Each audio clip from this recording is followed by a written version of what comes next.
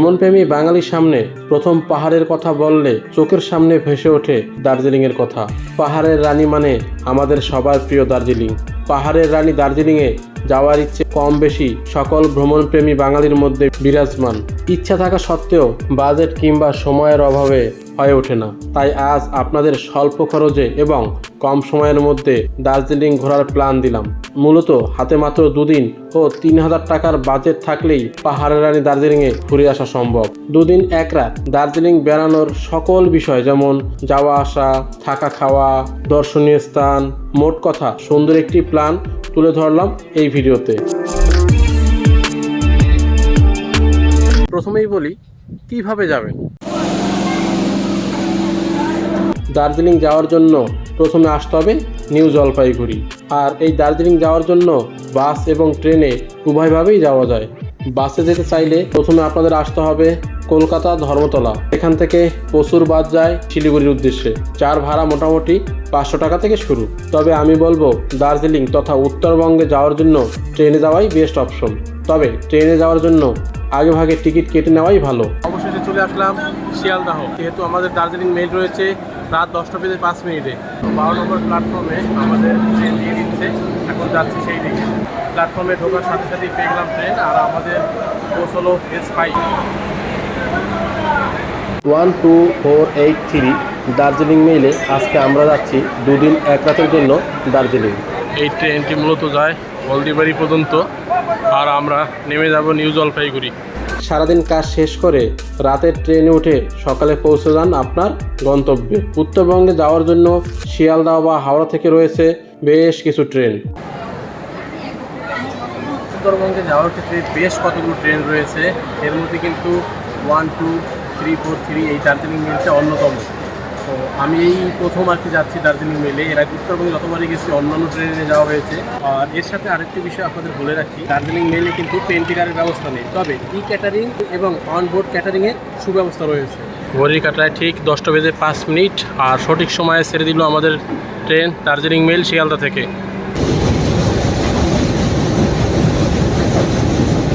এছাড়াও দার্জিলিং যাওয়ার জন্য যে সকল ট্রেন রয়েছে, যেমন শিয়ালদাহ থেকে দুপুর 3টায় তিস্তা তোরসা এক্সপ্রেস বা সন্ধ্যা 6টা 20 উত্তরবঙ্গ এক্সপ্রেস, অথবা রাত 8টা 35-এর কাঞ্চনকন্যা এক্সপ্রেস যেটা শিলিগুড়ি যায়। এছাড়া রয়েছে রাত 10টা 5-এর দার্জিলিং মেইল এবং রাতের শেষ ট্রেন শিয়ালদা থেকে যেটা ছাড়ে রাত 11টা 20-তে পদাতিক এক্সপ্রেস। এছাড়াও হাওড়া থেকে চাইলে সকাল 5টা 55 বন্দে ভারত ধরে যেতে পারেন, কিন্তু এই ট্রেনটি সপ্তাহে বুধবার বন্ধ থাকে। এছাড়াও বিকেল 4টা 5-এর সরাইঘাট এক্সপ্রেস ধরে নিউ জলপাইগুড়ি আসতে পারেন। এ সকল ট্রেনে গেলে আপনাদের সময় নষ্ট হবে না বেড়ানোর ক্ষেত্রে। অর্থাৎ রাতের ট্রেন ধরে সকালে নিউ জলপাইগুড়ি কিংবা শিলিগুড়ি সারাদিনটাই আপনারা হাতে পেয়ে যাবেন।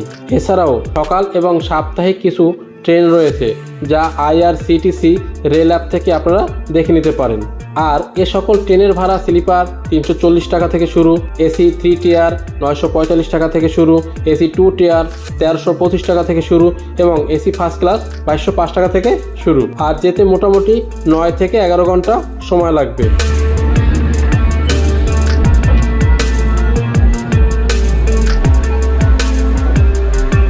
চলে আসলাম নিউ জলপাইগুড়ি। আর ট্রেন দিয়েছে আমাদের 1 নম্বর প্ল্যাটফর্মে। আর এখানে মোটামুটি 15 মিনিট হল্ট করবে, তারপরে এই ট্রেনটি ছেড়ে যাবে হলদিবাড়ির উদ্দেশ্যে। সকাল সকাল NJP কিংবা শিলিগুড়ি চলে তো আসতেন। এরপর আমি বলবো আপনারা ট্রেন থেকে নেমে বাইরে বেরিয়ে একটু ফ্রেশ হয়ে নিন। এখানে সুবল শৌচালয়ের সুব্যবস্থা রয়েছে। তারপর সকালের ব্রেকফাস্টটা এখান থেকেই করে নিন, ভাত কিংবা রুটি। নিউ জলপাইগুড়ি কিংবা শিলিগুড়িতে প্রচুর পরিমাণে বাঙালি রেস্টুরেন্ট রয়েছে। দেখে শুনে আপনাদের পছন্দ অনুযায়ী যে কোনো একটি রেস্টুরেন্ট থেকে ব্রেকফাস্টটা করে নেবেন। রেস্টুরেন্টে ঢুকলাম, এখান থেকে সকালে গরম ভাত খেয়ে নিচ্ছি। এখানে হলো 100 টাকা সিঙ্গেল আর ডবল হলো 120 টাকা। প্রথমে শুরু করলাম ডাল দিয়ে। খাওয়া দাওয়া শেষ করে এরপর আপনাদের কাজ হলো, যদি আপনারা নিউ জলপাইগুড়ি থাকেন তবে সেখান থেকে কোনো শেয়ার গাড়িতে চেপে চলে আসুন শিলিগুড়িতে। পার হেড 20 থেকে 30 টাকা পড়বে। আর যদি রিজার্ভে আসেন সেক্ষেত্রে 150 থেকে 200 টাকা। গাড়িতে আসার সময় অবশ্যই ড্রাইভার দাকে বলবেন আপনাদেরকে জানি NBSTC বাস স্ট্যান্ডের সামনে নামিয়ে দেয়। এরপর শিলিগুড়িতে এসে NBST বাস স্ট্যান্ড থেকে 105 টাকা দিয়ে টিকিট কেটে সরকারি বাসে উঠে পড়ুন। বাসের টিকিট না পাওয়ায় আমরা যাচ্ছি শিলিগুড়ি থেকে শেয়ার গাড়িতে যাচ্ছি দার্জিলিং। কাউন্টার থেকে টিকিট কেটে নিয়েছি, 250 টাকা পড়লো পার হেড। এছাড়াও বাসে যাওয়ার যদি আপনাদের ইচ্ছে না থাকে সেক্ষেত্রে আপনারা শেয়ার গাড়ি কিংবা রিজার্ভ গাড়িতেও দার্জিলিং আসতে পারেন। তবে আমি আপনাদের বলবো শেয়ার গাড়ি কিংবা রিজার্ভ গাড়ি যেভাবেই আপনারা আসতে চান না কেন অবশ্যই চেষ্টা করবেন শিলিগুড়ি থেকে গাড়ি ধরার। এনজেপির তুলনায় শিলিগুড়িতে গাড়ির রেটটা অনেকটাই কম। শিলিগুড়ি থেকে শেয়ার গাড়িতে আসলে মোটামুটি আপনারা 800 টাকায় পার হেড পেয়ে যাবেন। আর যদি রিজার্ভ গাড়িতে আসেন সেক্ষেত্রে ছোট গাড়ি 2000 থেকে 2500 টাকা, বড় গাড়ি 3500 থেকে 5000 টাকা। অবশ্যই একটু দরদাম করে নেবেন। আর যদি আপনারা এনজিপি থেকে রিজার্ভ কিংবা শেয়ার গাড়িতে আসেন শিলিগুড়ির তুলনায় কিন্তু অনেকটাই গাড়ি ভাড়া বেশি হবে, সেই বিষয়টা মাথায় রেখেই গাড়ি বুক করবেন। শিলিগুড়ি কিংবা এনজিপি থেকে দার্জিলিংয়ের দূরত্ব 73 কিলোমিটার। আপনাদের সুবিধা অনুযায়ী যে কোনো যানবাহনে চেপে পাহাড়ের অপরূপ দেখতে দেখতে এগিয়ে চলুন দার্জিলিংয়ের পথে। এই ক্ষেত্রে আরও একটি বিষয় আপনাদের বলে রাখি, ট্রেন থেকে নামার পর এক শ্রেণীর লোক আপনাদের কম খরচে গাড়ি কিংবা হোটেলের অফার করবে। তাদের পাতা ফাঁদে একদমই পা দেবেন না। যা কিছু করবেন ভেবে চিন্তে বুঝে শুনে নিজের মতো করে করবেন। যাই হোক, পাহাড়ির আঁকাবাঁকা পথ চলতে চলতে কিছুটা সময় পার করে গাড়ি একটি নির্দিষ্ট স্থানে দাঁড় করাবে। সেখান থেকে কিছু খাবার খেয়ে নিতে পারেন, ভাত কিংবা মোমো, যা খুশি। দার্জিলিং যাওয়ার পর থেকে নির্দিষ্ট স্থানে ড্রাইভাররা আমাদের নামিয়ে দিল। এখান থেকে কিছু টিফিন করে নেব, মানে দুপুরের টিফিন আর কি। এই রেস্টুরেন্টের উপর থেকে এরকম একটি ভিউ, দুর্দান্ত ভিউ এই রেস্টুরেন্টের উপর থেকে। আর এখন আমরা কিছু অর্ডার করব দুপুরে খাওয়ার জন্য, কারণ দার্জিলিং পৌঁছতে অনেকটা সময় লাগবে। আমরা চিকেন মোমো অর্ডার করলাম, 90 টাকা প্লেট 8 পিস। আমাদের মোমো চলে আসলো। দুপুরে হালকা খাবার খেয়ে নিলাম, এবার পুনরায় আবার গাড়িতে। খাওয়া দাওয়া শেষ করে গাড়িতে উঠে যাত্রা শুরু করুন দার্জিলিংয়ের উদ্দেশ্যে। আপনাদের বাস কিংবা শেয়ার গাড়ি সাধারণত কার্শিয়াং হয়েই দার্জিলিং যাবে। বাসে আসলে 4 থেকে 5 ঘন্টা সময় লাগবে, আর শেয়ার গাড়িতে আসলে 3 থেকে 4 ঘন্টা সময় লাগবে। তবে আপনারা চাইলে মিরিক হয়েও যেতে পারেন, সেক্ষেত্রে গাড়ি ভাড়া এবং সময় দুটোই বেশি লাগবে। আমি বলবো ফেরার দিনে আপনারা মিরিক হয়ে আসবেন, সেই প্ল্যানটাই করে নিন। গাড়ি তার নিজস্ব গতিতে এগিয়ে চলেছে দার্জিলিংয়ের উদ্দেশ্যে। পাহাড়ের আঁকাবাঁকা রাস্তায় এবং পাহাড়ের অপরূপ সৌন্দর্য দেখতে দেখতে আপনাদের সময় কেটে যাবে। যাই হোক, একটি নির্দিষ্ট সময় পর আপনারা এসে পৌঁছাবেন দার্জিলিংয়ে। সেখানে একটি নির্দিষ্ট স্থানে আপনাদের গাড়ি নামিয়ে দেবে। সেখান থেকে আপনারা চলে আসুন দার্জিলিং মেলে।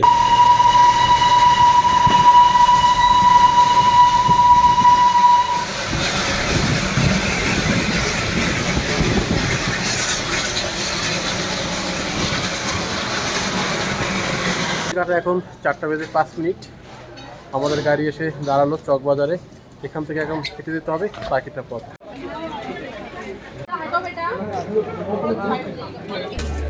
দার্জিলিংয়ের মেলে তো চলে আসলেন, এরপর হলো থাকার বিষয়। দার্জিলিংয়ের কোথায় থাকবেন?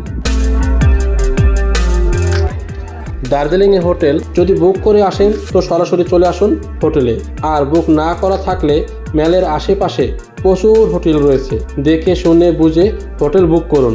মেলের পাশের হোটেলের রেট অনেকটাই বেশি, একটু ভিতর দিকে নিলে 600 থেকে 1200 টাকার মধ্যে ভালো রুম পেয়ে যাবেন।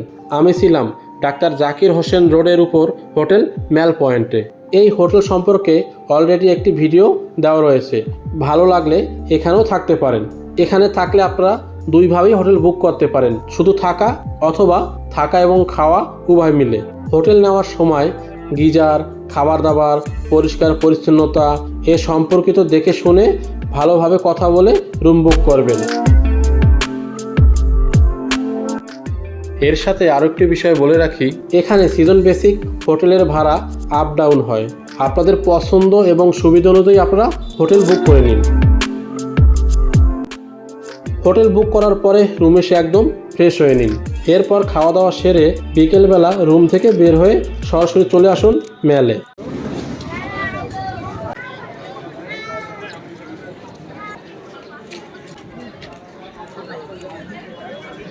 আর এই সাইডে রয়েছে বসার ব্যবস্থা। মেল মার্কেটটা কিছু ঘুরলাম, আর একটু পরে ঘুরবো। এখন মহাকাল টেম্পলে যাওয়ার চিন্তাধারা আছে, এখন সেই দিকে আস্তে আস্তে পা বাড়ালাম। মেলে এসে বিকালের সময়টা মেলে কিংবা মেলের পাশেই রয়েছে মহাকাল মন্দির, সেখান থেকেও ঘুরে আসতে পারেন। তবে বলবো মহাকাল মন্দির ঘুরে আসার জন্য মেলের পাশে মহাকাল মার্কেটের রাস্তা দিয়ে চলে আসুন এই মন্দিরের রাস্তায়, তাহলে একসাথে মার্কেটটা ঘোরা হয়ে যাবে, মন্দির দর্শন হয়ে যাবে। প্রবেশ করলাম মহাকাল মার্কেটে। মার্কেটে ঢুকতেই দেখি এখানে গরম পোশাকের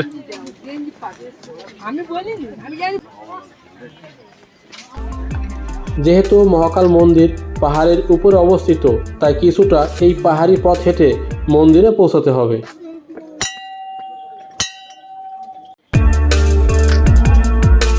আমিও অনেকটা হাঁপিয়ে যাচ্ছি। এই মন্দিরে কোনো প্রবেশ মূল্য নেই, খুব সাজানো গোছানো এই মন্দির। জুতো খুলে মূল মন্দিরে প্রবেশ করতে হবে। এই মন্দিরে এসে কিছুটা সময় কাটান, চারিদিকে ঘুরুন, বেশ ভালো লাগবে।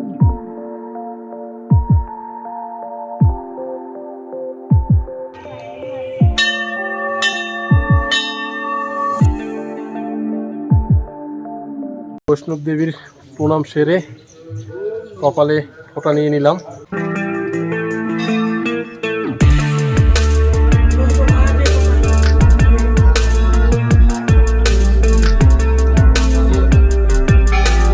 এখানে এসে ফোঁটা পড়ার সৌভাগ্য হলো, তার সাথে প্রসাদ গ্রহণের সৌভাগ্য হলো।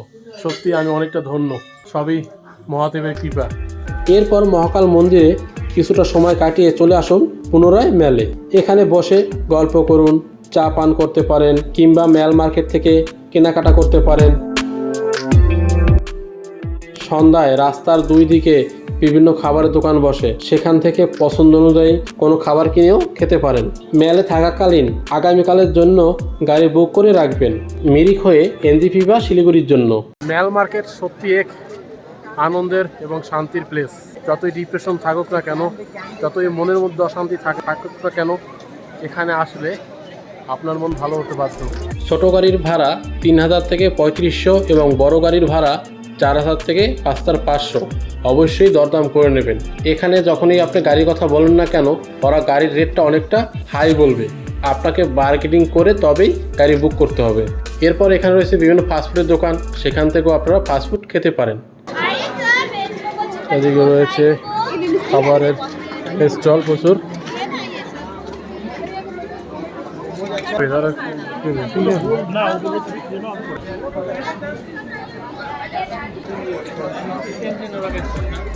সকল ঘোরাফেরা শেষ করে আপনাদের পছন্দ অনুযায়ী মেলের আশেপাশে কোনো বাঙালি রেস্টুরেন্ট থেকে রাতের ডিনার শেষ করে চলে আসুন রুমে। ফ্রেশ হয়ে তাড়াতাড়ি শুয়ে পড়ুন।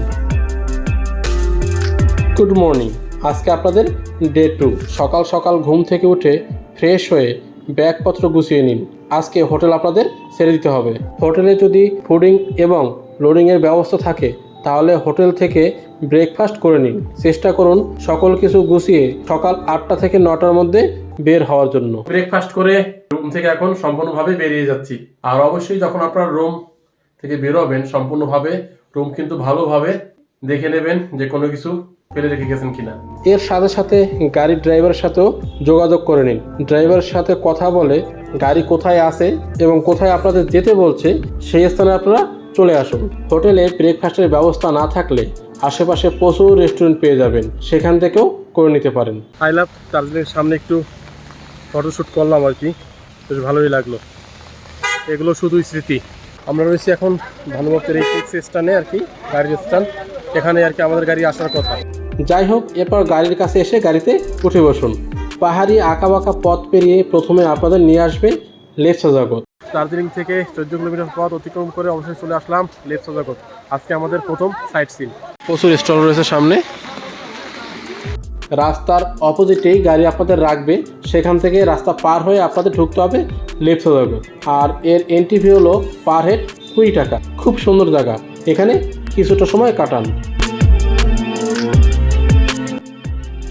এরই সাথে আরও একটি কথা বলে রাখি, গাড়ি বুক করার সময় জোরপোখরি যাওয়ার কথা বলে নেবেন। আমি যে গাড়ি বুক করেছিলাম সেই গাড়ির নাম্বারটা আমি ডেসক্রিপশনে দিয়ে দিলাম, প্রয়োজনে আপনারা কথা বলে নিতে পারেন। লেপচা জগৎ দেখা শেষ করে গাড়িতে করে চলে আসুন সোজা একদম চোরপোখরি। এই জায়গার এন্ট্রি ফি 20 টাকা পার হেড। এই জায়গাটি খুব সুন্দর, এখানে কিছু সময় কাটান। এর সাথে আরও একটি বিষয় বলে রাখি, এইভাবে সাইট সিন না করে সকাল সকাল দার্জিলিংয়ের 3 পয়েন্ট কিংবা 5 পয়েন্ট সাইট সিন করতে পারেন। তবে সেক্ষেত্রে এ সকল সাইট সিন করে এনজেপি বা শিলিগুড়িতে আসাটা একটু চাপের হয়ে যায়। যদি দার্জিলিং ট্যুর 2 রাত 3 দিনের প্ল্যান করেন তবে এ সকল সাইট সিন অনায়াসে করা যায়। আর ওয়েদার ভালো থাকলে কাঞ্চনজঙ্ঘার দর্শন পেতে পারেন। আর ওয়েদার খারাপ থাকলে তো কিছু করার নেই। তবে আমি বলবো, যেহেতু 2 দিনের প্ল্যান, সেই ক্ষেত্রে এইভাবে ট্যুর প্ল্যানটা করলেই আপনাদের সুবিধা হবে। এখানে রয়েছে একটি হোমস্টে, নাম্বারটা রয়েছে, আপনারা এখানে থাকতে চাইলে যোগাযোগ করে নিতে পারেন। আর এখানে কিন্তু একদম কোনো নেটওয়ার্কে কাজ করছে না। জিও এয়ারটেল আমার দুটো সিমই রয়েছে, দুটো সিমেরই এখন নেটওয়ার্ক কানেকশন একদম নেই।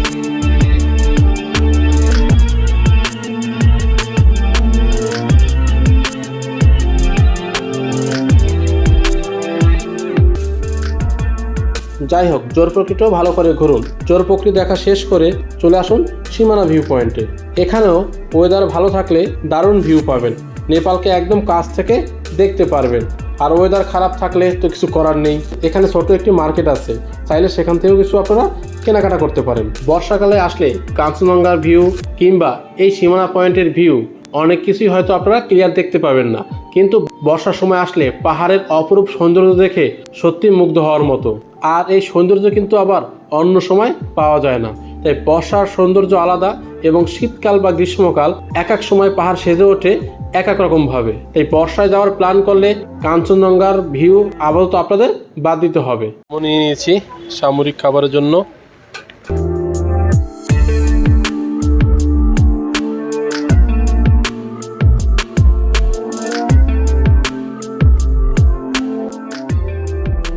এরপর চলে আসুন নেপাল বর্ডার। আপনাদের রিজার্ভ করা গাড়ি নিয়ে এবার আর ভিতরে যাওয়া যাবে না। একটি নির্দিষ্ট স্থানে আপনারা নামবেন এবং সচিত্র পরিচয়পত্র দেখিয়ে ভিতরে প্রবেশ করবেন। আর এই সচিত্র পরিচয়পত্র ভোটার কার্ড, আধার কার্ড কিংবা ড্রাইভিং লাইসেন্স এগুলো শুধুমাত্র ভারতীয়দের জন্য। এখান থেকে 1.5 থেকে 2 কিলোমিটার রয়েছে পশুপতি মার্কেট। চাইলে আপনারা হেঁটেও যেতে পারেন অথবা গাড়ি রিজার্ভ করেও যেতে পারেন। বর্ডার পেরিয়ে ভিতরে ঢুকলেই গাড়ি অ্যাভেলেবেল পেয়ে যাবেন। গাড়ি ভাড়া মোটামুটি আপ ডাউন মিলে 300 টাকা। আর একটি গাড়িতে 6 থেকে 8 জন অনায়াসে যাতায়াত করতে পারবেন। যদি আপনারা কম বাজেটে ঘোরার প্ল্যান করে থাকেন তবে আমি আপনাদের বলবো আপনারা হেঁটেই পশুপতি মার্কেট চলে যান, মাত্র 10 মিনিটের রাস্তা। আর যাওয়ার পথে আপনারা পাহাড়ের অপরূপ সৌন্দর্য উপলব্ধি করতে পারবেন, যেটা গাড়িতে আসলে সম্ভব না। গেলে সব থেকে বড় সুবিধা, এরকম কিছু সুন্দর ভিউ আপনারা রাস্তার মাঝখানে দেখতে পাবেন, যেটা গাড়িতে গেলে সম্ভব না। সে একটি নির্দিষ্ট স্থানে দাঁড় করিয়ে দেবে বা সেখান থেকেই আপনাদের ঘোরাফেরা। নেপাল যাওয়ার পথে যদি সুন্দর ভিউ, এরকম অপরূপ সুন্দর ভিউ আপনারা দেখতে চান তবে অবশ্যই আমি আপনাদের বলবো একটু সময় নিয়ে হেঁটে যান, একদম রিল্যাক্সে। পশুপতি মার্কেটে এসে আপনার মার্কেটটা ঘুরুন। এখানে রয়েছে একটি পশুপতি টেম্পল, সেটাও পরিদর্শন করতে পারেন, খুব ভালো লাগবে। মার্কেটে কেনাকাটা করার সময় অবশ্যই যাচাই বাছাই করে নেবেন। এখানে জিনিসের দাম অনেকটাই বেশি। এখানে কিছুটা সময় কাটিয়ে গাড়িতে কিংবা হেঁটে চলে আসুন পুনরায় আপনাদের গাড়ির কাছে। যদি আপনারা গাড়িতে আসেন ভাড়া কিন্তু 100 টাকার বেশি দেবেন না। এর রিটার্ন ভাড়া 100 থেকে 150 টাকা। অবশ্যই একটু বার্গেনিং করে নেবেন। একটি বিষয় আপনাদের বলে রাখি, আপনারা যখন সীমানা অতিক্রম করে ভিতরে ঢুকবেন সামনে থেকে নিলে 300 টাকা রেট নেবে।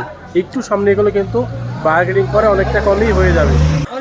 ওয়েদার খুব দ্রুত চেঞ্জ হয়ে যাচ্ছে আর কি। গাড়িতে উঠে বসুন, পাহাড়ের অপরূপ সৌন্দর্য দেখতে দেখতে এগিয়ে চলুন পরবর্তী গন্তব্যের দিকে।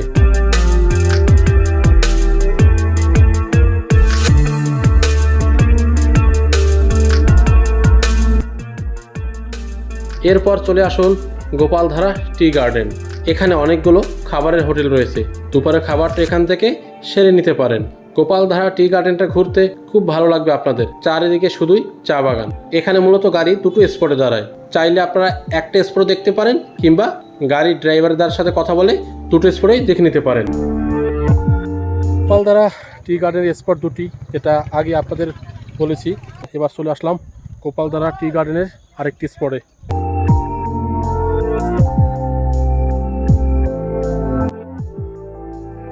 আর এখানে কিন্তু আপনারা অনেকগুলো চা পাতার স্টল পেয়ে যাবেন। যদি প্রয়োজন হয় আপনারা সেই চা পাতা এখান থেকে নিয়ে নিতে পারেন। এখান থেকেও লেমন টি নিয়ে নিলাম। 150 টাকা নিল পার কৌটো আর কি। তো সব ধরনের ফ্লেভারই আর কি ট্রাই করা হচ্ছে। এখন এখান থেকে বেরিয়ে যাচ্ছি, এরপরে গন্তব্য আমাদের Mirik lake. Gopaldhara tea garden দেখা শেষ করে পরবর্তী গন্তব্য যাওয়ার পথে দেখতে পাবেন চোখ ধাঁধানো অপরূপ দৃশ্য। এর সাথে আরো একটি বিষয় বলে রাখি, কোথাকার কি পার্কিং চার্জ সেই বিষয়টা গাড়ি বুক করার সময় অবশ্যই ড্রাইভারের সাথে ভালোভাবে কথা বলে নেবেন। এই অপরূপ সৌন্দর্য দেখতে দেখতে চলে আসুন মিরিকের পার্কিং প্লেসে গাড়ি রেখে আপনারা বেরিয়ে পড়ুন মিরিকের অপরূপ সৌন্দর্য উপভোগ করার জন্য। এখানে বোর্ডিং এর ব্যবস্থা রয়েছে, ঘোড়ায় চড়ার সুব্যবস্থা রয়েছে। এখানে একটি ছোট পার্ক রয়েছে যার এন্ট্রি ফি পার হেড 20 টাকা। চাইলে আপনারা সেখানেও প্রবেশ করতে পারেন। এখানে একটি ব্রিজ রয়েছে, এই ব্রিজ ক্রস করে ওপারে চলে আসুন, পাইন বনের মধ্যে দিয়ে হাঁটতে থাকুন, খুব ভালো লাগবে আপনাদের। এখানে রয়েছে একটি বড় লেক, তার পাশে রয়েছে এই পাইন বন। সেই লেকের পাশ দিয়ে পাইন বনের মধ্যে দিয়ে হাঁটতে বেশ অনেকটাই ভালো লাগবে। আর এখানে কিন্তু পোশাক ভাড়া পেয়ে যাবেন, আপনারা পোশাক পরে ফটোশ্যুট করতে পারেন। আপনারা দুপুরের খাবার দাবার গোপালধারা টি গার্ডেনে না করে থাকেন, তবে এই মিরিকেও কিন্তু প্রচুর রেস্টুরেন্ট রয়েছে, বাঙালি রেস্টুরেন্ট, সেখান থেকেও আপনারা দুপুরের খাবার দাবারটা সেরে নিতে পারেন। মিরিক সম্পূর্ণ ঘোরা আমাদের শেষ, এবার পুনরায় হেঁটে হেঁটে যাচ্ছি সেই গাড়ির কাছে। মিরিক লেক দেখা শেষ করে গাড়িতে উঠে বসুন, এরপর চলে আসুন আজকে আপনাদের শেষ টুরিস্ট স্পট টেংলিং ভিউ পয়েন্ট।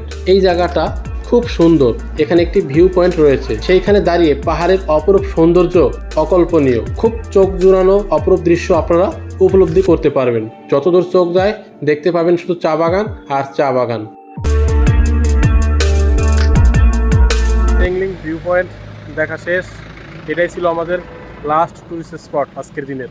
এরপর আমাদের গন্তব্য নিউ জলপাইগুড়ি।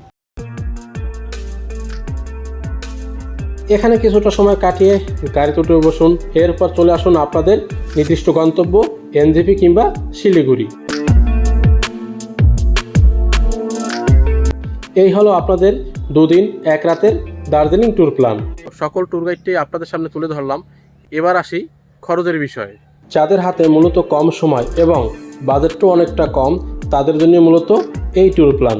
আপনাদের সুবিধার্থে 4 জনের একটি গ্রুপ আমি দার্জিলিং ট্যুরের জন্য ধরে নিলাম। প্রথমে যে খরচটা আসে সেটা হলো ট্রেন ভাড়া স্লিপারে 360 টাকা করে পার পারসন, অর্থাৎ 4 জনের জন্য 1440 টাকা, আপ ডাউন 2880 টাকা। এরপর আসি এনজেপি থেকে শিলিগুড়ি যাওয়ার জন্য। 4 জনের শেয়ার গাড়িতে ভাড়া পড়বে পার হেড 30 টাকা করে, 4 জনের জন্য খরচ পড়বে 120 টাকা গাড়ি ভাড়া। এবার ধরি শিলিগুড়ি থেকে দার্জিলিং যাওয়ার জন্য বাস ভাড়া পার হেড 105 টাকা, অর্থাৎ 4 জনের জন্য 420 টাকা।